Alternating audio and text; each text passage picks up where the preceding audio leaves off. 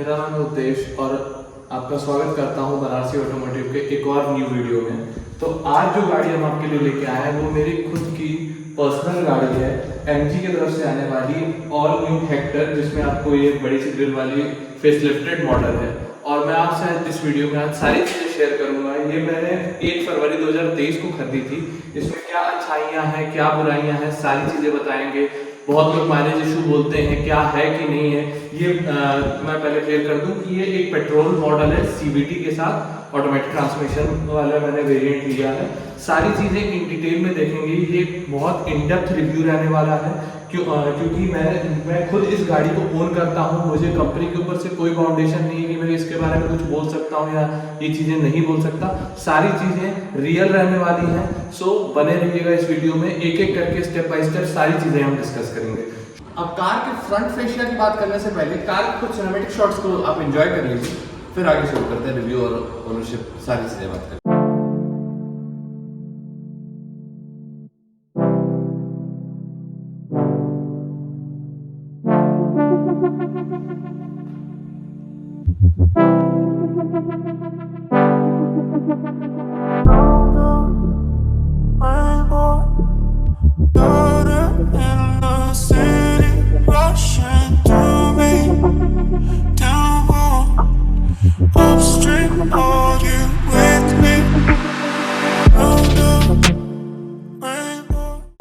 शुरुआत करते हैं इसकी की से। तो हमें की कैसी मिलती है, फिलहाल तो मैंने इसके ऊपर की कवर लगा रखा है, लेकिन आप शेप देख सकते हैं जस्ट इसी तरीके का शेप बना हुआ है। जस्ट ये black colour matte black finish में रहती है, जिसमें आपको अनलॉक, लॉक और बूट ओपन का ऑप्शन मिलता है। बूट ओपन का ऑप्शन इसलिए मिलता है क्योंकि इसमें इलेक्ट्रॉनिक बूट अवेलेबल कराया गया है MG के द्वारा, जो कि आपकी सहूलियत कहीं ना कहीं बहुत इंप्रूव कर देता है। और जिस टाइम मैंने ये गाड़ी ली थी, इसके सेगमेंट में आने वाली दूसरी गाड़ी जैसे कि हैरियर, उसमें बहुत सारे फीचर्स ऐसे थे जो इसमें आते थे, लेकिन उस हैरियर में टाटा की उसमें नहीं आते थे। सबसे पहले शुरुआत करेंगे गाड़ी के फ्रंट लुक से। की मैंने आपको दिखा दी है। फ्रंट लुक में एक बहुत बड़ी सी ग्रिल मिलती है, डायमंड शेप ग्रिल मिलती है, जिसकी वजह से गाड़ी बहुत ज़्यादा बोल्ड लुक आपको कहीं ना कहीं देती है और भीड़ में बहुत स्टैंड आउट करती है इसकी वजह से। तो ये एक बहुत बड़ा भी रीज़न है बहुत सारे कस्टमर्स का कि ये गाड़ी इस ग्रिल की वजह से इसका लुक बहुत ज़्यादा इनहांस हो जाता है और ये अपने सेगमेंट से अपर सेगमेंट में फील होती है कि अपने सेगमेंट से अपर वाले सेगमेंट में ये गाड़ी रिलाई करती है। सबसे पहले यहाँ आप देखेंगे, जैसे ही मैं गाड़ी अनलॉक करूँगा तो आपने देखा कि स्वाइप इंडिकेटर्स हैं जो कि अच्छे, मतलब अब तो बहुत एंट्री लेवल वाली गाड़ियों में भी आने लगे हैं, लेकिन इसमें आपको स्वाइप इंडिकेटर्स देखने को मिलते हैं। 2 TRL आपको दोनों तरफ देखने को मिलेंगे। उसके बाद नीचे में आपको हेडलैम्प्स का सेटअप मिल जाता है। 2 प्रोजेक्टर सेटअप है, एक लो बीम का है, एक हाई बीम का है। और यहाँ पे आपको फॉग लैंप का सेटअप मिल जाता है, जो कि आपका कॉर्नरिंग लैंप की तरह भी वर्क करता है। और हेडलाइट की क्लोज से ही शुरुआत, गाड़ी लॉक हो जाती है। ये चीज एक फीचर है, ये भी हम आगे डिस्कस करेंगे। हेडलाइट के थ्रो के बारे में बात कर रहे थे, जब मैंने दिखाई दिया है। हेडलाइट के थ्रो की अगर बात करें तो नाइट के टाइम में ये कहीं ना कहीं आपको, अगर पिच डार्क में आप चला रहे हो तो ये थोड़ा सा आपको ऐसा फील कराएगा कभी कभी कि इसकी हेडलाइट थोड़ी सी और बेटर हो सकती थी कहीं पे। जब आप इसको हाई बीम में करते हो तब ये इसका थ्रो थोड़ा बेटर फील होता है, लेकिन बेटरमेंट का इसमें अभी ऑप्शन है कि इसे और बेटर किया जा सकता था इस सेगमेंट में आने वाली गाड़ियों के मुकाबले में। बट इसमें एक फीचर है जो कि XUV 700 में भी हमने देख रखा है। 80 के ऊपर जैसे ही स्पीड जाती है, इसकी फॉग लैंप्स वगैरह ऑटोमेटिकली खुद से स्पीड जज करके ऑन हो जाते हैं, जिसकी वजह से फिर हेडलाइट का थ्रो इसका बहुत ही बेहतरीन हो जाता है। हेडलाइट में आपको कहीं ना कहीं वीकनेस तभी फील होगी जब ये आप 80 से नीचे चल रहे हो और बहुत ही पिच डार्क में चल रहे हो, तब आपको हाई बीम ऑन करके ही चलाना पड़ेगा। लो बीम इसकी सफिशिएंट फील नहीं होती है। ठीक है, बात कर ली हमने हेडलैम्प के। अब देख लेते हैं ग्रिल का। एक पॉइंट बताना भूल गया था कि आपको एक बहुत बड़ा सा MG का लोगो बीच में सेंटर में देखने को मिलेगा, जैसे कि हमने टोयोटा की गाड़ी में देख रखा है, बड़ा सा टोयोटा का लोगो रहता है। सेम उसी तरीके से MG का लोगो यहाँ देखने को मिल जाएगा। नीचे यहाँ पे रडार सिस्टम रहता है। ये पर्टिकुलर जो मेरा वेरिएंट है इसमें रडार सिस्टम नहीं अवेलेबल कराया गया है, लेकिन अगर होता तो यहीं पे ब्लॉक बना हुआ है, इसके पीछे उसकी रडार की असेंबली आपको देखने को मिल जाती। ठीक है, आगे बढ़ते हैं। ये सारी चीजें ऑन एज स्टैंडर्ड मिलती हैं आपको। क्रोम्स की यहाँ पे ये जो क्रोम स्ट्रिप है ये एज अ स्टैंडर्ड इस वेरिएंट के अंदर आ रही है। हाँ, मॉरिस गैरेजेस एक एक्सेसरी का पार्ट है जो कि आपको अलग से परचेज करना पड़ता है। काफी अच्छा बॉनेट फील होता है, चौस है इसके अंदर, बहुत जिसे कहते हैं बहुत तीखे नए नक्श वाली गाड़ी आगे से फील होती है। साइड से आप देखोगे तो हल्का सा बहुत ही गोल मटोल सी गाड़ी कह सकते हैं कि फील होती है कभी कभी, लेकिन ऐसा नहीं है। इसमें क्रीजेस लाइंस बहुत रखे हुए हैं, लेकिन बॉनेट में आप देख सकते हैं साइड में आपको ये शार्प क्रीजेस मिल जाते हैं, सेंटर में भी एक शार्प सी क्रीज मिल जाती है। तो फ्रंट लुक तो इसका नो डाउट बहुत ही ज्यादा स्टैंड आउट करता है आपका। आप किसी भी जगह लेके चले जाओ, लोग आपको एक बार पलट के जरूर देखने वाले हैं इस गाड़ी में। आगे हम देख लेते हैं वाइपर के तरफ आते हैं। वाइपर में आपको दिखाता हूं तो इसमें आपको ट्विन ब्लेड वाइपर्स मिल जाते हैं और ये स्टैंडर्ड है बेस वेरिएंट से, जो कि बहुत बेटर चीज मुझे फील होती है, क्योंकि अगर इस सेगमेंट में आने वाली हैरियर को हम देखते हैं तो उसके सिर्फ टॉप वेरिएंट में डुअल ब्लेड वाइपर्स मिलते हैं। क्लीनिंग की बात करें, इनकी क्लीनिंग बहुत ही बेहतरीन है, एकदम विंडस्क्रीन को बहुत बेहतर तरीके से क्लीन करते हैं। बड़ा सा विंडस्क्रीन आपको देखने को मिल जाता है इसमें। आगे विंडस्क्रीन की सबसे बेहतर चीज आपको बताता हूँ कि यहाँ पे आप देख सकते हो डार्क कर रखा है। तो इसका फायदा क्या होता है, जैसे हम कार ड्राइव कर रहे हैं सनलाइट में, तो बहुत रेयर केस में हमें सनशेड ओपन करने की जरूरत पड़ती है। मैक्सिमम ऑफ द टाइम ये सनलाइट को यहाँ पे ब्लॉक कर देते हैं ताकि आपको रिफ्लेक्शन फील ना हो, या फिर आपको डायरेक्ट आईज पे आपके सनलाइट ना गिरे उसकी रेस सनलाइट की, जिसकी वजह से ड्राइवर को प्रॉब्लम हो चलाने में। यहाँ पे आपको आपके वाइपर का सेंसर मिल जाता है, ऑटोमेटिक रेन सेंसिंग वाइपर्स मिलते हैं, उसका सेंसर यहाँ पे आपको देखने को मिल जाता है। साथ साथ यहीं पे सेंसर आपको इसमें ऑटोमेटिक आईआरवीएम का भी लगा हुआ है, क्योंकि इसके अंदर ऑटोमेटिक आईआरवीएम आता है। अब हम इस गाड़ी की टायर सेक्शन की बात कर लेते हैं, तो मैं आपको कैमरामैन से बोलूंगा कि टायर सेक्शन फोकस करके दिखा दें। यहाँ लिखा हुआ है इसका टायर सेक्शन 215 55 R18, ठीक है। 18 इंच का इसमें टायर मिलता है, लेकिन इस गाड़ी के साथ एक प्रॉब्लम है। सबसे पहली चीज, इस गाड़ी के अंदर आपको गुडियर के टायर्स मिलते हैं, गुडियर्स के टायर मिलते हैं, बट इसमें क्या प्रॉब्लम है, इसमें रोड नॉइज बहुत ज़्यादा है। जब भी गाड़ी आपकी चलेगी आपको हाईवे पे और हाई स्पीड्स बहुत ज़्यादा रोड नॉइज फील होती है इस गाड़ी के अंदर। इस गाड़ी में आप 25-27 लाख की गाड़ी है, इसमें आप कंपनी थोड़ा बेटर टायर दे सकती थी। इसमें रोड नॉइज की प्रॉब्लम बहुत ज़्यादा एविडेंट है।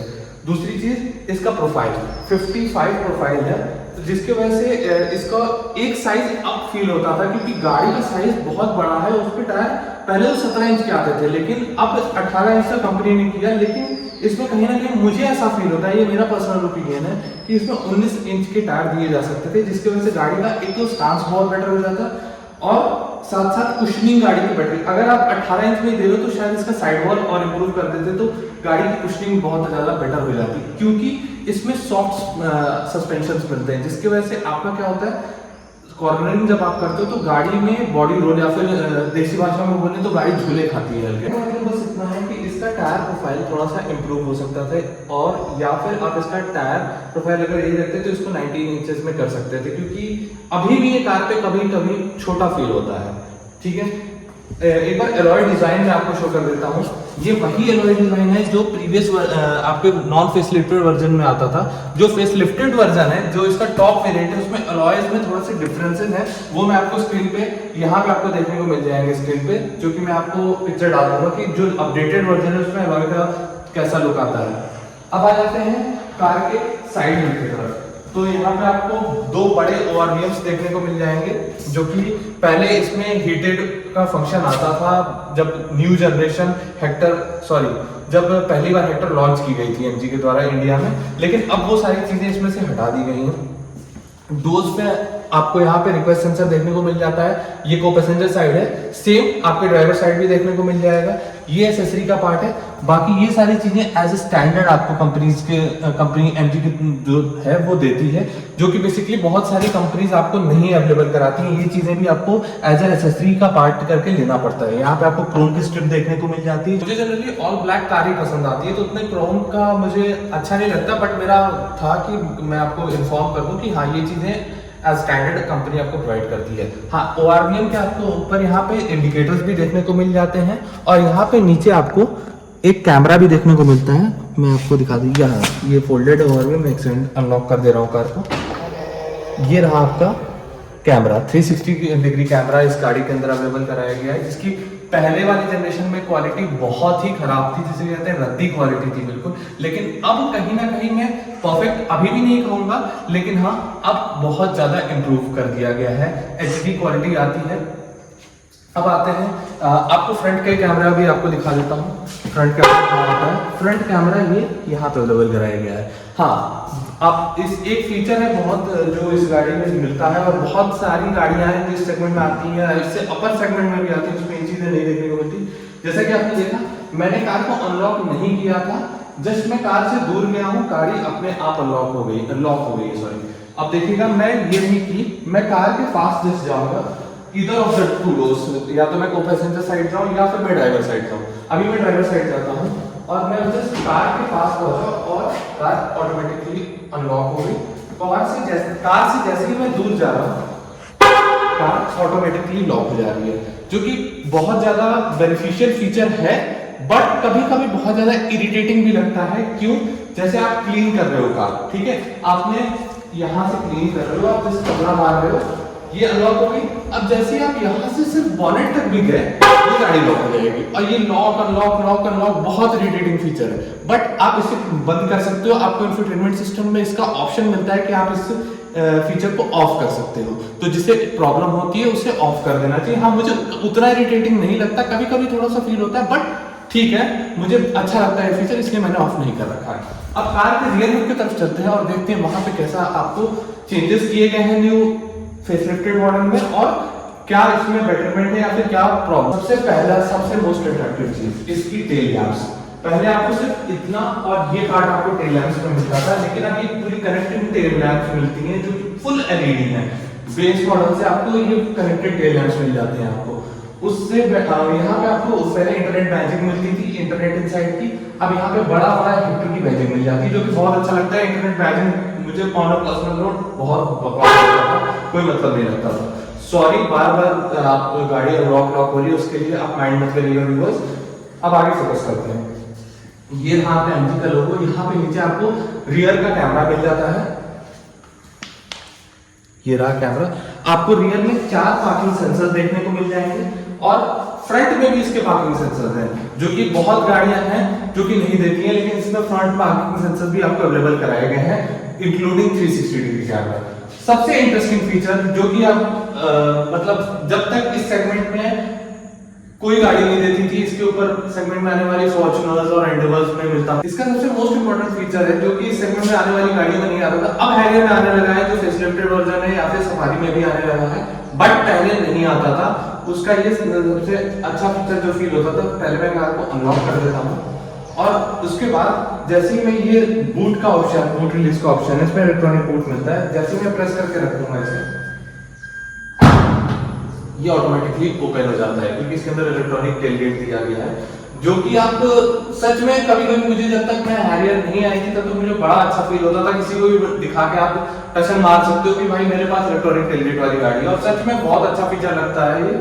इसमें हाँ, इसी की को मैं दबा के भी क्लोज कर सकता हूँ, यहाँ पे भी ऑप्शन दिया है, इस बटन को प्रेस करेंगे, आप फोकस करके दिखा दो जरा पास आके, ये रहा, इस बटन को आप जैसे ही प्रेस करोगे इसमें बूट नीचे आने लगता है। अब हाँ, कई लोगों का क्वेश्चन आएगा कि भाई अगर कुछ बीच में आ गया, कोई बच्चा बीच में आ गया, तो क्या ये तब भी बंद हो जाएगा? ये तो बहुत ज्यादा सीरियस इंजरीज कर देगा। तो नहीं, ये तब बंद नहीं होगा, इसमें एंटी पिंच का ऑप्शन आता है। बट हाँ, एक माइंड दिस थिंग कि अगर कोई बहुत ही सॉफ्ट चीज है या फिर छोटा बच्चा है, तो उतना प्रेशर ये हल्का सा झटका लेके फिर ऊपर उठता है या फिर रुकता है, तो हल्का सा आपको कहीं ना कहीं इंजर कर सकता है, बट हाँ क्लोज नहीं होगा। ये एंटी पिंच फंक्शन इसमें मिलता है, बट मैं बता देता हूँ कि एकदम ही ऐसा नहीं कि आपको एस क्लास जैसा मिलता है कि हल्का सा भी फील हो गया तो ऊपर से नीचे आ जाएगा, ना ना ना, ये हल्का सा झटका आपको दे देगा। इसमें एक बहुत बड़ा आपको बूट स्पेस मिल जाता है, क्योंकि ये हेक्टर है, हेक्टर प्लस में आपको छोटा बूट मिलता है। यहाँ पे आपकी 2 सीट्स और आ जाती हैं, बट मेरी वो रिक्वायरमेंट नहीं थी, मेरी फैमिली 4 बंदों की थी, तो हमने 5 सीटर लिया, हमें ज़्यादा बेटर फील हुआ वो। तो इसकी वजह से हमें एक बहुत बड़ा बूट स्पेस देखने को मिल जाता है। ये इसकी पार्शल ट्रे है, जो कि आप ओपन क्लोज कर सकते हो, ऐसे फिक्स करके भी रख सकते हो, और ये इस तरीके से भी आ जाती है, ताकि आपके अंदर का सारी चीज़ें कवर कर देती है। यहाँ पे आपको बूट लैम्प भी देखने को मिल जाता है जो कि एलईडी है। एलईडी से एक चीज मैं आपको बता दूं, इस कार के अंदर कहीं भी हैलोजन बल्ब यूज नहीं किया गया है। एक छोटी सी छोटी लाइट अगर कोई भी है, भले वो नंबर प्लेट के ऊपर तक आने वाली लाइट हो, इसमें भी आपको हैलोजन बल्ब नहीं दिया गया, एलईडी दिया गया, जो कि बहुत अच्छी चीज है। अभी भी कई सारी कार्स हैं जो इस सेगमेंट में आ रही हैं, हैरियर सफारी, जिसमें कहीं ना कहीं आप ढूंढने बैठोगे तो एक हैलोजन बल्ब तो आपको देखने को जरूर मिल जाएगा, बट इसके साथ वो चीज नहीं है। ये मैंने मैट लगा रखा है आफ्टर मार्केट। इसके नीचे आपको अलॉय व्हील देखने को नहीं मिलेगा, यहाँ पे आपको टूल किट वगैरह देखने को मिल जाएगा, और इसके नीचे भी आपको एक 200-250 लीटर की बहुत एम्पल अमाउंट ऑफ स्पेस मिल जाता है। यहाँ पे आपको टूल बॉक्स मिल जाता है, और ये इस कार का स्पीकर सिस्टम है। स्पीकर सिस्टम की बात करेंगे हम आगे चल के, अंदर केबिन में बैठ के। बहुत ही बेहतरीन स्पीकर सिस्टम है, क्या आता है क्या मिलता है सारी चीजें डिस्कस करेंगे। तो यहाँ पे आप देख सकते हैं 2 फेक एग्जॉस्ट लगाए गए हैं, जो कि अच्छा नहीं लगता। मतलब ठीक है लुक्स के लिए, लेकिन मुझे चीजें बहुत नेचुरली फील अच्छी लगती हैं। तो यहाँ पे फेक एग्जॉस्ट लगाने के बजाय यहाँ पे 2 ओरिजिनल एग्जॉस्ट लगा देते थे, फेक लगा रहे हैं, इससे बेटर आपको फील होता। ये क्रोम भी है, ये भी आपको कंपनी से एज अ स्टैंडर्ड मिलता है, ठीक है। उसके बाद आपको यहाँ पे नीचे जो है वो ओरिजिनल एग्जॉस्ट मिलता है देखने को, और यहीं पे आपका स्टेपनी व्हील भी देखने को मिल जाता है।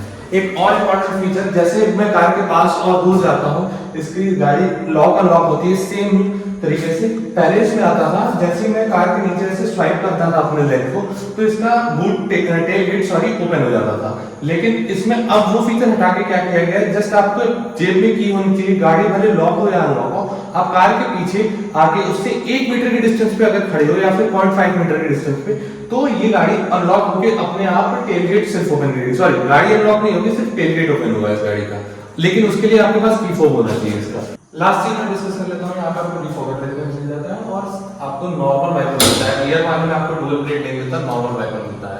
और वॉशर का आपको ऑप्शन इसमें यहाँ पे आपको हिडन रहता है वॉशर, जो कि यहाँ से निकलता है आपका वॉशर। और आपको लास्ट में जो रियर में आपकी चीज बचती है, यहाँ पे आपको शार्क फिन एंटीना देखने को मिल जाता है, जिसकी फ्रीक्वेंसी भी ठीक ठाक कैच करता है। और सबसे बेटर चीज है, आपको बेस वेरिएंट से टॉप वेरिएंट तक सब में शार्क फिन एंटीना मिल जाएगा, शार्क फिन एंटीना मिल जाता है।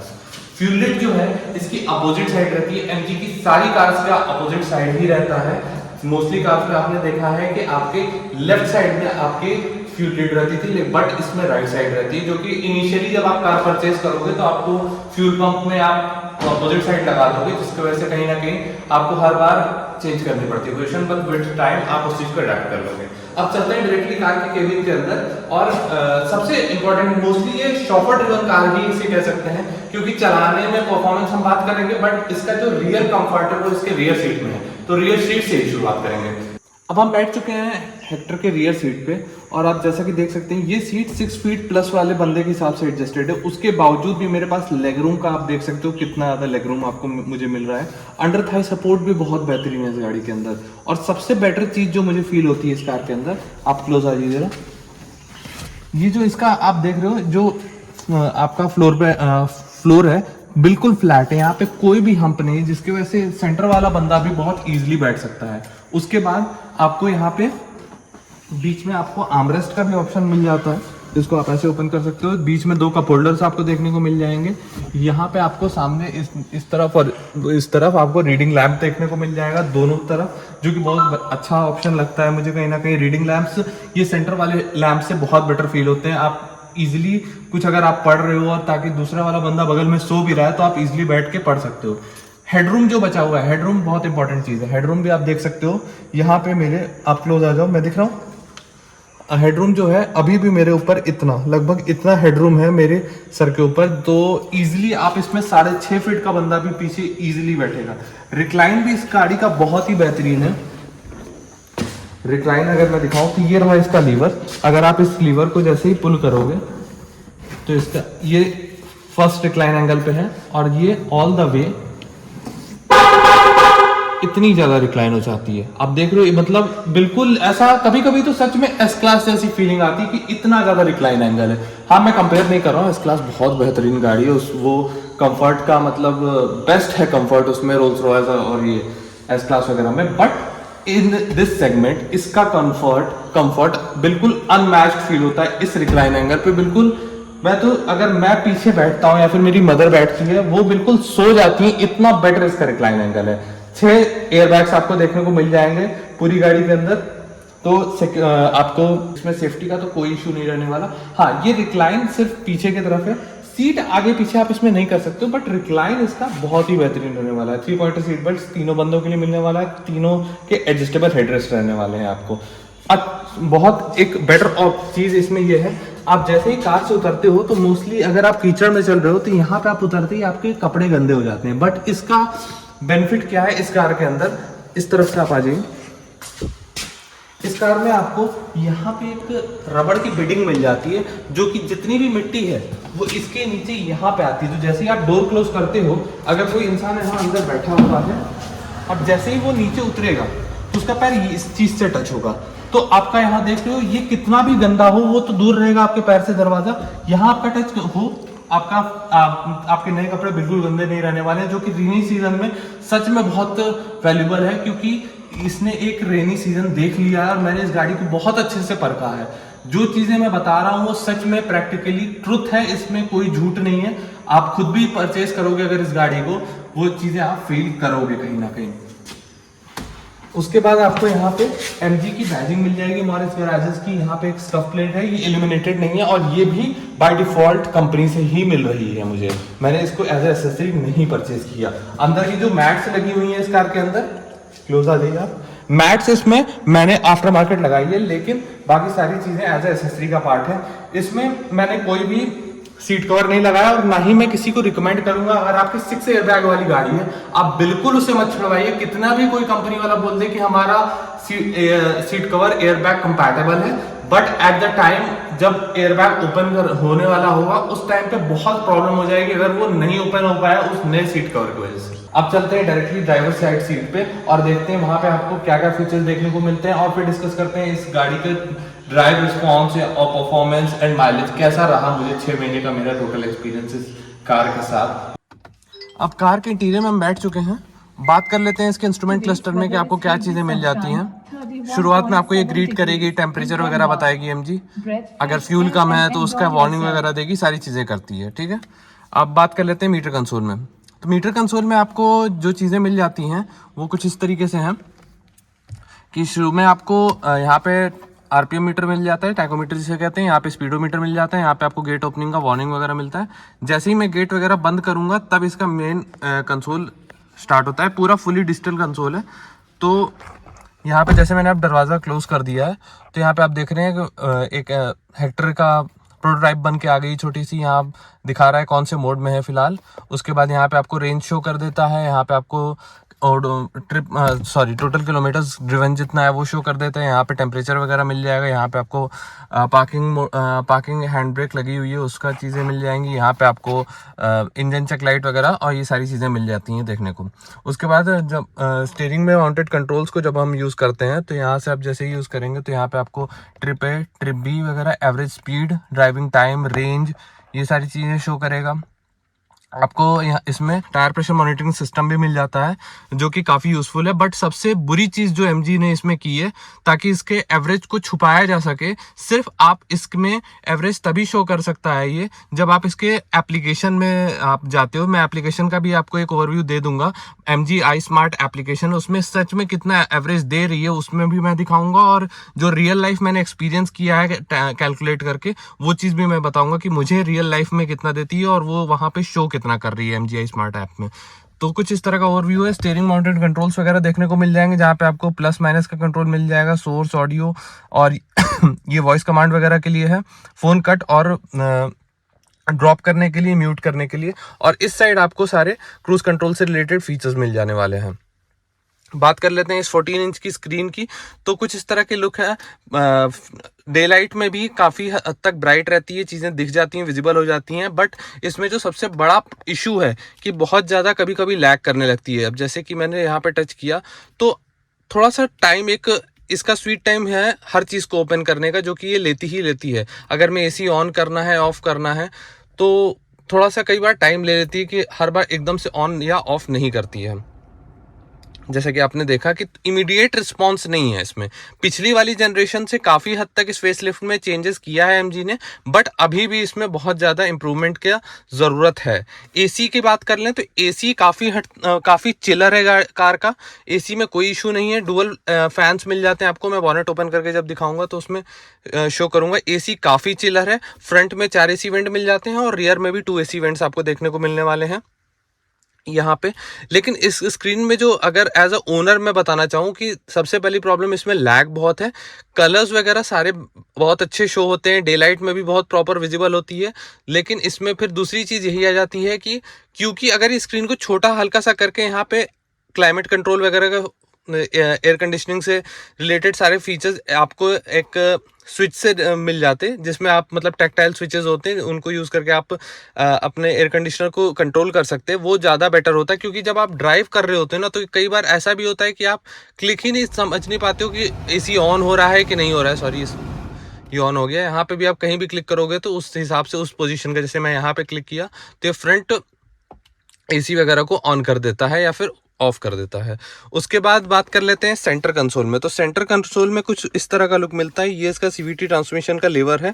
यहाँ पे आपको पार्किंग, रिवर्स, न्यूट्रल, ड्राइव और स्पोर्ट्स मोड मिलता है। और सामने सबसे पहले आपको इको मोड मिलता है, जो कि मुझे लगता है इकोनॉमी और नॉर्मल मोड में बहुत ज़्यादा डिफरेंस आपके नहीं रहने वाला है।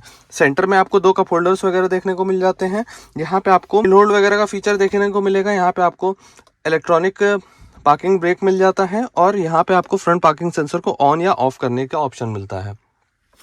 दोनों सीट्स वेंटिलेटेड रहने वाली हैं, जिनके कंट्रोल्स यहाँ पे रहने वाले हैं। काफ़ी सुंदर कंट्रोल्स लगते हैं और काफ़ी अच्छे ब्रश्ड एल्यूमिनियम फिनिश के साथ रहने वाला है सेंटर कंसोल। लेकिन एमजी से ये चीज़ उम्मीद नहीं थी कि इसमें भी फिट एंड फिनिश के इश्यूज हैं जो मैंने देखा।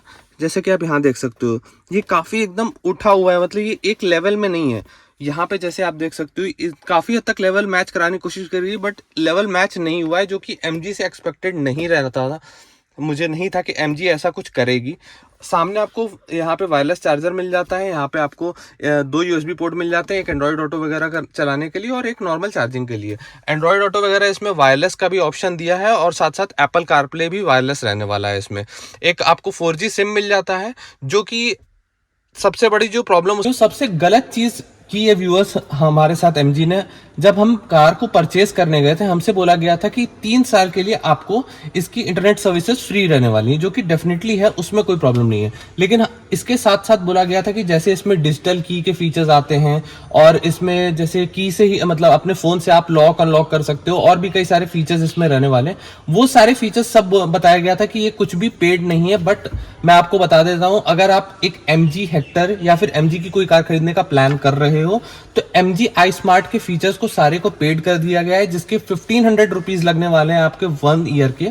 और साथ साथ जब मैंने 6 मंथ्स यूज कर लिया अपने कार को, उसके बाद मुझे और क्या देखने को मिलता है, जो कि उन्होंने बोला था जैसे इसमें जियो सावन मिलता है और डीलरशिप या फिर जो वहाँ पे सेल्समैन वगैरह होते हैं, उन्होंने बोला था कि ये जब तक आपका इंटरनेट सर्विसेज है तब तक आपका जियो सावन के सर्विसेज भी रहने वाली है। बट MG क्या करना चाहती है अपने कस्टमर्स के साथ, मैं देख रहा हूँ 6 मंथ्स बाद उसकी भी सर्विस एक्सपायर कर गई और उसे भी इंडिविजुअली रिचार्ज करने को बोला जा रहा है, जो चीज बहुत खराब है। आप जब कार सेल कर रहे हो तो आपको ये चीजें इन्फॉर्म करनी चाहिए। महिंद्रा भी बहुत सारे फीचर्स देता है, बट वो शुरू में ही बोलता है कि आपको इस पर्टिकुलर टाइम के बाद रिचार्ज करना पड़ेगा। बट उस पर्टिकुलर टाइम मतलब 1 ईयर के बाद आप रिचार्ज करोगे। 1 साल से पहले आप कैसे बोल सकते हो कस्टमर को एकदम से कि अब आपको रिचार्ज करना है, क्योंकि पॉलिसीज चेंज हो गई हैं, जो कि बहुत खराब चीज है। ये चीजें डीलरशिप या फिर सेल्समैन वगैरह नहीं इन्फॉर्म करते। आपको जानना होगा कि ये फीचर्स हैं बहुत अच्छे, बट कई सारे फीचर्स को अब MG ने फ्री नहीं रखा है, इसे पेड कर दिया है। हाँ, इंटरनेट सर्विसेज वगैरह अभी भी फ्री चल रही हैं, वो कि उस चीज का बोला गया है 3 इयर्स तक का। लेकिन क्योंकि मैं बहुत अनप्रिडिक्टेबल हो गया उन चीजों को लेके, क्योंकि अचानक से लोग अपनी पॉलिसीज चेंज कर देते हैं और बोलते हैं इस सर्विस का भी अब हम आपसे चार्ज करेंगे। तो अगर ऐसा कुछ इंटरनेट सर्विसेज में भी होता है तो मैं डेफिनेटली आपको ये सारी चीजें भी शेयर करने वाला हूं। म्यूजिक सिस्टम की बात कर लेते हैं तो म्यूजिक सिस्टम बहुत ही अच्छा है इस कार का। इसमें इन्फिनिटी के सराउंड सिस्टम वाले स्पीकर्स मिल जाते हैं, जिसमें आपको 4 ट्विटर देखने को मिलेगा और 4 आपको स्पीकर्स देखने को मिलने वाले हैं और रियर में आपको एक सबवूफर मिलता है। स्पीकर सिस्टम में सारी चीजें काफी बैलेंस्ड आउट रखी गई हैं। आपको ट्रेबल भी बहुत अच्छा मिलता है, बेस भी बहुत अच्छा मिलता है और वोकल्स भी काफी अच्छे मिलते हैं, जिसकी वजह से एक काफी बैलेंस प्रोपोर्शन रहने वाला है। हाँ, कुछ लोगों को बेस के हल्का सा कमी फील हो सकता है। मुझे क्लैरिटी के ऊपर ज्यादा फोकस रखा गया है। जब आप थोड़े से साउंड को काफी 50% से अबव सुनते हो तो आपका क्लैरिटी पे ज्यादा फोकस हो जाता है इन रिस्पेक्ट ऑफ बेस। ये सारी चीजें बात मैंने कर ली। अब जैसे कि यहाँ पे मैं अगर दिखाते हैं तो यहाँ पे आपको होम का बटन मिल जाता है और वॉल्यूम अप डाउन का बटन मिल जाता है। ये भी टच रखा गया है। थोड़ी सी कुछ टैक्टाइल्स बटन होने चाहिए जिसकी वजह से ड्राइवर का कंसंट्रेशन रोड से ना हटे। ये सारी चीजें आपके कंसंट्रेशन को कहीं ना कहीं आपको प्रॉब्लम में डाल सकती हैं, क्योंकि आप ड्राइव कर रहे हो तो आपका सबसे मेन कंसंट्रेशन रोड के ऊपर होना चाहिए, लेकिन ये सारी चीजें प्रॉब्लम करती हैं। अब लास्ट में फ्रंट 2 सीट्स के कंफर्ट की बात कर लेते हैं। तो आप जैसा कि ये देख सकते हो, इसका पोजीशनिंग सीट का काफ़ी बड़ी सीट्स मिलती हैं, जिसकी वजह से आपका कंफर्ट बहुत बेटर हो जाता है। वेंटिलेशन सीट की मिलती है जिसमें आपको की हवा, जैसे आपको 2 तरह की वेंटिलेशन मिलती है, जिसमें एक में सक्शन करती है इन हवा को और एक में जो ब्लो करती है बाहर की तरफ। तो इसमें ब्लोइंग वाला आपको वेंटिलेशन का ऑप्शन मिलता है। सक्शन वाला इससे कहीं ना कहीं थोड़ा सा बेटर होता है, बट ये एडुकेट तरीके से काम करती है, काफ़ी चिल कर देती है अगर आपका एसी चल रहा है तो। उसके बाद बात कर लेते हैं यहाँ पे रियर की बोल रहा हूँ मैं, आपके अंडर थाई सपोर्ट वगैरह की। तो जैसा कि आप देख सकते हैं यहाँ पे आगे एक्सटेंड किया गया है हल्का सा आपके अंडर थाई सपोर्ट के लिए, जिसकी वजह से बहुत ज़्यादा कंफर्ट इंक्रीज होता है आपका। कहीं देख लेते हैं इसके ग्लोव बॉक्स की तरफ। तो आपको सॉफ्ट ओपनिंग ग्लोव बॉक्स मिलता है, जिसके अंदर आपको एडिक्वेट अमाउंट ऑफ स्पेस मिल जाता है। काफ़ी ज़्यादा भी नहीं मिलता है और कम भी नहीं देखने को मिलता है। और इसका सॉफ्ट क्लोज ऑप्शन जो फंक्शन है मुझे बहुत बेहतरीन लगता है। लास्ट में एक चीज़ बचती है जो कि इसका हैंड रेस्ट आपको एडजस्टेबल देखने को मिलता है। बट मुझे जो चीज़ फील हुई ऑन माई एंड कि ये इसमें आपको कुशन दिया गया है, बट हल्का सा अगर कुशन और बेटर होता। और दूसरी चीज़ MG में जो मैंने पहले आपको फिट एंड फिनिश इशू जो मुझे फील हुए, ये चीज़ मैंने कंपनी में भी गया और मैंने बोला कि अगर ये प्रॉपर अलाइन नहीं है तो आप इसे अलाइन कर दो, लेकिन ये हो ही नहीं रहा था। ये बाय डिफ़ॉल्ट मैन्युफैक्चरिंग डिफेक्ट ही है इसके अंदर। और इसके साथ भी आप जैसे देख सको, ध्यान से आप सुनना, इसमें आवाज़ चूं चैं की आवाज़ आती रहती है जो कि बहुत ज़्यादा इरिटेटिंग है। जैसे आप सुनो, जब भी आप हाथ रखोगे इसमें ये आवाज़ करता है, जो कि बहुत इरिटेटिंग रहने वाली है आपको ये आवाज़। और स्पेशली तब जब अगर आप एक्सटेंड कर रहे हो तो बहुत आवाज़ करता है, और ऐसे नॉर्मली भी आपको काफ़ी ज़्यादा आवाज़ रहने वाली है। लास्ट चीज़ जो हैरियर में प्रॉब्लम रहती थी, यहाँ पे आपका नी लड़ता था, वो चीज़ में नहीं रहने वाली। काफ़ी ज़्यादा आपको लेग रूम और स्पेस वगैरह देखने को मिल जाता है। डेड पेडल वगैरह भी आपको प्रॉपर दिया गया है। यहाँ पे मिरर को अनफोल्ड और फोल्ड करने का ऑप्शन मिल जाता है, एडजस्ट करने का ऑप्शन मिल जाता है। यहाँ पे आपको हेडलाइट लेवल वगैरह देखने को मिल जाएगा और साथ में इल्यूमिनेशन कंट्रोल देखने को मिलेगा। और लास्ट में आपका इलेक्ट्रॉनिक बूट ओपन करने का ऑप्शन मिलता है, जो कि अगर आपकी कार इग्निशन मोड पे हो तो ऑन होगा, बट इसका इंजन ऑन नहीं होना चाहिए। अगर इंजन ऑन है तो ये इसका बूट ओपन नहीं होने वाला, जो कि काफ़ी एक सेफ्टी फीचर की तरह काम करता है।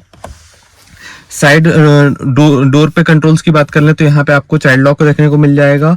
सिर्फ ड्राइवर साइड वाली विंडोज ऑटो अप और ऑटो डाउन का फीचर है, बाकी सब में ऑटो अप डाउन फीचर नहीं रहने वाला। हाँ, की के अंदर मैंने एक चीज इन्फॉर्म नहीं की के अंदर आपको जरूर, अगर आप लॉक वाले बटन को कुछ सेकंड तक होल्ड करके रखते हो तो सारे विंडोज रोल डाउन हो जाते हैं और सनरूफ ओपन हो जाती है। बट सिर्फ रोल डाउन होते हैं, आपको कार के अंदर बैठ के उसे मैनुअली क्लोज करना होगा सारी चीजों को। ये ऑटोमेटिक क्लोज नहीं होते, जो कि थोड़ा सा डिसअपॉइंटिंग लगता है कि ये फीचर डाला गया। काफी अच्छा फीचर है, गर्मियों के टाइम में काफी फायदा करता है, बट वो चीजें भी डाली जा सकती थी। बात कर लेते हैं इसके परफॉर्मेंस की। तो इकोनॉमी मोड पे बात करूं तो काफी ज्यादा डल चलती है कार, बहुत ही डल चलती है। आप सिटीज में, मैं जो रिकमेंड करता हूँ कि इसे नॉर्मल मोड में ही आप सिटी में यूज़ करें, क्योंकि इकोनॉमी और नॉर्मल मोड में कुछ डिफरेंस आता नहीं है। आप ऐसा कुछ एक्स्ट्रा फ्यूल सेव नहीं करते। इकोनॉमी मोड आप तब यूज़ करो जब हाईवेज पे हो आप और एक लंबे स्ट्रेच पे चल रहे हो जहाँ पे आपको ओवरटेक वगैरह करने की जरूरत नहीं है। आप इकोनॉमी मोड पे डालो, इसे क्रूज कंट्रोल लगाओ और you are good to go. तब आपको एक अंतर फील होगा कि हाँ भाई, इकोनॉमी और नॉर्मल मोड में थोड़ा डिफरेंस आ रहा है। बात कर लेते हैं स्पोर्ट्स मोड की। तो स्पोर्ट्स मोड में मुझे जो फील हुआ, इसमें आपको जो इसमें रेव कंट्रोल्स एकदम हटा देती है। आपकी टोटली 5000 तक रेव करती है कार, जिसकी वजह से आपको थोड़ा सा कुछ टर्बो की वजह से थोड़ा एक्स्ट्रा किक मिलता है। लेकिन आपके नॉर्मल और इकोनॉमी में ज़्यादा डिफरेंस नहीं रहने वाला है आपके ड्राइव में। इकोनॉमी में आपको 2000 तक रेव कंट्रोल कर देती है कार को, और इकोनॉमी नॉर्मल मोड पे आपका 3000 तक जाती है, लेकिन स्पोर्ट्स मोड पे आपकी ये 5000 तक रेव करती है। और पावर की बात कर लें टोटली तो एडिक्वेट पावर है। ओवरटेकिंग वगैरह आपको थोड़ा सा खुद से ही सोच के चलना होगा कि मुझे ओवरटेक किसी को करना है तो वो पर्टिकुलरली बंदा किस स्पीड पे चल रहा है, क्योंकि इसमें थोड़ा सा प्लान्ड ओवरटेकिंग करनी पड़ती है, क्योंकि कार काफ़ी ज़्यादा बड़ी है और इंजन कहीं ना कहीं सच्चाई यही है कि छोटा होता है, जो कि इसे कुछ समय पे ऐसा फील कराता ज़रूर है अंडर पावर है, लेकिन जैसे ये टर्बो के रेंज में आती है तो ये काफ़ी ज़्यादा पावरफुल फील होती है, बट टर्बो से नीचे तो बहुत ही ज़्यादा डल रहने वाली है। अब इस वीडियो को हम कंक्लूड करते हैं और कुछ पॉइंट्स में बांट देते हैं कि इस कार को लेने के बाद मुझे क्या एडवांटेजेस फील हुआ और क्या डिसएडवांटेजेस फील हुए और मेरा टोटली क्या एक्सपीरियंस रहा इस कंपनी के साथ। तो सबसे पहली चीज़ जो मुझे एडवांटेजेस की बात करें तो इसका रियर कंफर्ट, कार का रियर कंफर्ट बहुत ही बेहतरीन है, बिल्कुल अनमैच्ड है। इस पर्टिकुलर सेगमेंट की बात नहीं कर रहा हूँ, इससे अपर सेगमेंट की कार्स में भी इसका जो कंफर्ट है रियर सीट का वो मैच नहीं किया जा सकता। सेकंड चीज़, कार की एयर कंडीशनिंग, बहुत ही बेहतरीन एयर कंडीशनिंग दी गई है। थर्ड चीज़, काफ़ी ज़्यादा सिस्टमेटिक रखा गया है आपको बॉनेट के अंदर भी चीज़ों को, मैं आपको वो चीज़ शो करूँगा। हाँ, तो ये कुछ इस तरह का इसका इंजन पे है, जो कि बहुत कार्स में इस सेगमेंट की बात करें या फिर इससे अपर सेगमेंट की कार्स की बात करें उनमें भी नहीं आता, जैसे कि फॉर्च्यूनर हुई, उन सब गाड़ियों में इतना नीटली इंटीग्रेटेड सारी चीज़ें नहीं होती हैं। हर चीज़ को बहुत प्रॉपरली पैक किया गया है। यहाँ पे देख सकते हैं आप, जैसे बैटरी का कंपार्टमेंट प्रॉपर बनाया गया है, यहाँ पे आपको वॉशर फ्लूइड डालने के लिए एक प्रॉपर रखा गया है, पूरी चीज़ों को कवर किया गया है, सिर्फ वॉशर फ्लूइड का एरिया छोड़ा गया है। यहाँ पे आपको एक प्रॉपर डेडिकेटेड कवर मिल जाता है इंजन के लिए, जो कि बहुत ही नीटली चीज़ों को रखा जाता है। इसका इंसुलेशन बहुत ही बेहतरीन किया गया है, कार के अंदर इंसुलेशन बहुत अच्छा है। कैसे अच्छा है मैं दिखा रहा हूँ आपको। यहाँ आप देख सकते हैं, यहाँ पे प्रॉपर मैटिंग की गई है, जैसे कि फ्लोर में आपने जैसे कार के मैट्स देखा है उससे भी थोड़ा और मोटा मैट। हाँ, सबसे बेस्ट मैं आपको एग्जांपल देता हूँ, जैसे ऊपर पे यहाँ पे इंसुलेशन दी गई है, सेम इंसुलेशन का आपको यहाँ भी यूज़ किया गया है, सामने यूज़ किया गया है, जिसकी वजह से कार अंदर से बिल्कुल ही साइलेंट फील होती है। कई बार तो ऐसा फील होता है जैसे, मतलब 4 सिलेंडर इंजन वाली गाड़ियां मैंने देखी हैं, बहुत चलाई भी बहुत है। मारुति की 4 सिलेंडर इंजन काफ़ी नाम चल रहा है कि बहुत साइलेंट कार्स बना रहा है मारुति, बट ये कहीं ना कहीं उससे भी ज़्यादा साइलेंट फील होती है, क्योंकि इसका पहली बात तो इंजन 4 सिलेंडर है, वैसे ही वाइब्रेशन प्रोड्यूस नहीं करता और नॉइजी नहीं है। उसके साथ साथ इतना ज़्यादा इंसुलेशन करने की वजह से ना कार के केबिन के अंदर फील ही नहीं होता आपको कोई भी वाइब्रेशन, किसी भी तरह की हार्शनेस, जो कि इसके कंफर्ट को बहुत इंक्रीज करती है। तो ये चीज़ मैं एडवांटेज में रखूँगा कि कार का इंजन पहली बात तो बहुत स्मूथ है, कहीं कहीं थोड़ा अंडर पावर फील होता है, बट बहुत स्मूथ है। और इसके अंदर इंसुलेशन इतनी बेहतरीन की गई है, डोर पैड्स के अंदर आपको बहुत अच्छी इंसुलेशन मिल जाती है, बॉनेट के अंदर आपको इंसुलेशन मिल जाती है, जिसकी वजह से कार बहुत ज़्यादा साइलेंट हो जाती है। बॉनेट का तीसरा पॉइंट जो एडवांटेज मुझे लगता है, कार काफ़ी हैवी है, काफ़ी ज़्यादा हैवी कार फील होती है, और जिसकी वजह से आपको काफ़ी रगेड लगती है कि कार मेरी बहुत सॉलिड बिल्ड की है। जैसे इसका बॉनेट वगैरह काफ़ी हैवी है। मैं जज नहीं करता मेटल की क्वालिटी से गाड़ी की, मैं मेटल शीट से जज नहीं करता कार की बहुत ज़्यादा स्ट्रॉन्ग है, लेकिन जेन्युइनली इसमें काफ़ी हैवी मेटल शीट यूज़ की गई। ये मेरा एज ए इंफॉर्मेशन मैं पास करना चाहता हूँ कि हाँ, कुछ लोगों को बहुत कार की मेटल शीट हैवी होना पसंद है, या फिर उन्हें लगता है कि गाड़ी उससे स्ट्रॉन्ग होगी, वैसे उससे गाड़ी की बिल्ड क्वालिटी का कोई मतलब नहीं रहने वाला। बट आपको मैं ये बताता हूँ कि इसका हाँ काफ़ी हैवी मेटल शीट्स यूज़ की गई, जिस वजह से बॉनेट काफ़ी ज़्यादा हैवी है। डोर्स की भी बात करें तो वो भी काफ़ी हैवी है। और एग्जैक्ट थर्ड साउंड तो मैं नहीं बोलूँगा जो कि जर्मन कार्स के अंदर आता है, बट हाँ एडिक्वेट थर्ड साउंड भी आता है डोर्स जब आप ओपन या क्लोज करते हो। तो अब बात कर लेते हैं डिसएडवांटेजेस के बारे में। तो सबसे बड़ा डिसएडवांटेज इसका फ्यूल इकोनॉमी। फ्यूल इकोनॉमी इस गाड़ी की सिटीज़ की बात करें तो 7 to 8 किलोमीटर पर लीटर, और अगर आप हाईवेज पे जाते हो तो 12 to 15 के बीच में वैरी करेगा। 15 रेयरेस्ट ऑफ रेयर निकलेगी, और बहुत रेयर ड्राइवर्स ही निकाल सकते हैं उसको फ्यूल इकोनॉमी को। पहले शुरू में मुझे जो फील हुआ था कि इस गाड़ी के अंदर अगर आप प्रीमियम फ्यूल यूज़ करते हो, जैसे XP95 या फिर उससे अबव वाले ग्रेड के फ्यूल्स, तो ये थोड़ा एक्स्ट्रा माइलेज शो करती है, बट ऐसा बिल्कुल नहीं है। ये कोई भी इसके अंदर फ्यूल डाला जाए, ये माइलेज आपको 7 to 8 किलोमीटर पर लीटर सिटी और 12 to 15 किलोमीटर पर लीटर आपके हाईवे पे देने वाली है।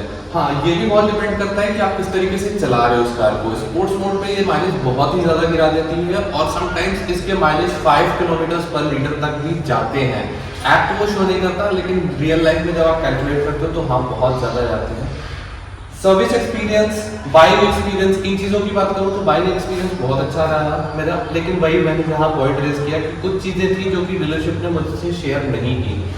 दूसरा, वेटिंग पीरियड वगैरह, वेटिंग पीरियड है specially on black colours, but वैसे ये गाड़ी आपको इजीली मिल जाती है। तीसरा पॉइंट आपको शेयर किया अगर मैं इसके साथ प्रॉब्लम जो कि मैंने फेस की, इसकी सर्विस एक्सपीरियंस की। तो सर्विसेज मैंने करा ली है, उसके भी प्रॉपर ब्लॉग और मैंने सारे एक्सपीरियंस शेयर किए हैं, उसकी अलग एक वीडियो बनेगी, उस चीज़ों में आपको सारी चीज़ें शेयर करूँगा। तो कुछ एडवांटेजेस मैंने बता दिए, डिसएडवांटेजेस जो मेन है। पहला मैंने फ्यूल इकोनॉमी बता दिया। दूसरा डिसएडवांटेज इसके साथ है इसका अंडर पावर होना। कहीं कहीं इसका अंडर पावर फील होती है, स्पेशली जब ये टर्बो की रेंज में नहीं होती तो बहुत ज़्यादा अंडर पावर फील होती है, तो वो कहीं ना कहीं आपको खलता है। तीसरी चीज इसके अंदर प्रॉब्लम जो मुझे फेस हुई कि इसके अंदर आपको एक फीचर मिल जाता है ऑटोमेटिक टर्न इंडिकेटर्स का, जो कि बहुत अच्छा फीचर है, बट समटाइम्स बहुत ज्यादा इरिटेटिंग फीचर भी रहने वाला है कि आप ये इसमें ऐसा है कि आप किसी पर्टिकुलर एंगल सेट कर दिए गए, उससे ज्यादा है जैसे आप रोटेट करते हो तो इसके इंडिकेटर उस साइड के ब्लिंक करने लगते हैं, जो कि आप कई बार जैम्स में फंसे हुए रहते हो तो उस टाइम पे आपको लेफ्ट राइट करके कई बार निकालना होता है, तो वहाँ पे इंडिकेटर्स अपने आप ब्लिंक करते रहते हैं, जो कि काफ़ी ज़्यादा इरिटेटिंग रहने वाला है। शुरू में MG ने इस पर्टिकुलर फीचर को बहुत अप्रिशिएट किया था कि हाँ, ड्राइवर्स कई बार देना भूल जाते हैं, उस केस में खुद से कार दे देती है इंडिकेटर्स, बट ये इस कई बार इरिटेटिंग भी होने वाला है और ये इसका एडवांटेज तो कहीं ना कहीं नहीं लगता है, बेटर डिसएडवांटेज ही हो चुका है आज की डेट में। एक एडवांटेज फीचर मैंने बताना भूल गया, जो कि हमारे लिए एडवांटेज नहीं है, सड़क पे और चलने वाले लोगों के लिए एडवांटेज रहने वाला है इसका। इसकी एडेप्टिव लाइट्स, जैसे कि ये चेक करती रहती है कि अगर सामने वाले पर्टिकुलर व्हीकल की लाइट्स अगर हाई बीम पे है तो ये खुद से लाइट अपनी लो बीम पे कर देती है, ताकि दूसरे बंदे को हमारी कार प्रॉपर्ली ताकि दूसरे बंदे की बाइक प्रॉपर्ली विजिबल हो सके और मतलब सामने वाले इंसान को परेशानी ना हो, उस हिसाब से ये कार खुद से अपनी लाइट्स को एडजस्ट करती रहती है, जो कि मुझे बहुत ही अच्छा फीचर लगता है इसका। तो ये सारी कुछ चीजें थी जो कि इस कार से रिलेटेड मुझे एडवांटेजेस और डिसएडवांटेजेस लगी। बाकी कुछ चीजें ऐसी भी होंगी जो शायद मैं भूल गया हूँ, उनके ऊपर मैं अलग वीडियो बना दूंगा। जैसे कि मेरे कार के इसके मैंने PPF करा रखा है, जिसकी वजह से काफी अभी भी ये 6 मंथ्स ओल्ड होने के बावजूद भी ब्लैक कलर बहुत मेंटेन्ड है, तो इन चीजों के ऊपर भी मैं वीडियो बनाऊंगा। और भी जैसे जैसे एक्सपीरियंस मुझे टाइम बीतेगा, एक्सपीरियंस होंगे, कुछ चीजें और गलत रहेंगी, तो वो सारी चीजें में भी आपको इन्फॉर्म करता रहूंगा वीडियोस बना के। तो जिनको भी MG हेक्टर से रिलेटेड चीजें जाननी है और जो शायद मैं नहीं बता पाया इस वीडियो में, नहीं कवर कर पाया, तो स्पेसिफिकली कमेंट सेक्शन में अपना वो कमेंट ड्रॉप करते हैं, वो चीजें मैं उनसे सारी चीजों को शेयर कर दूंगा। और that's all from my side, signing off, thank you. And अगर आपको वीडियो अच्छा लगा तो आप इस वीडियो को लाइक कर सकते हैं, और अच्छा नहीं लगा तो डिसलाइक भी कर सकते हैं, और चैनल का कंटेंट आपको अच्छा लग रहा है तो सब्सक्राइब भी कर सकते हैं।